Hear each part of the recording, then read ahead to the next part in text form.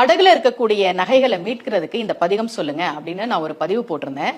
ஒரு சகோதரி என்னுடைய முகநூல் பதிவுல இந்த பதிகத்தை சொல்லி நான் அடகுல இருக்கிற நகையெல்லாம் திருப்பிக்கிட்டு இருக்கேன் அப்படின்னு கமெண்ட் பண்ணியிருந்தாங்க. எனக்கு ரொம்ப மகிழ்ச்சியா இருந்தது. அதை நான் ஸ்டேட்டஸ் வச்சப்ப நிறைய பேர் எங்களுக்கும் அந்த பதிகம் சொல்லுங்க அப்படின்னு கேட்டிருந்தாங்க. அதனால இந்த பதிவு.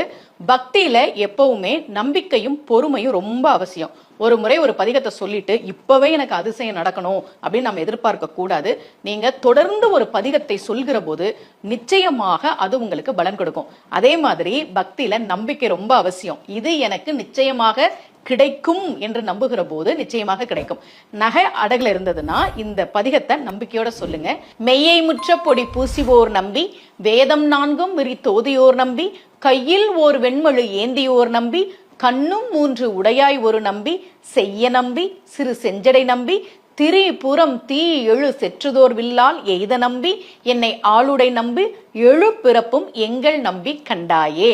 இந்த பதிகத்தை ஒவ்வொரு நாளும் நம்பிக்கையோடு பாராயணம் செய்கிற போது நிச்சயமாக அடகில் இருக்கக்கூடிய நகைகளை மீட்க முடியும் என்பது நம்பிக்கை.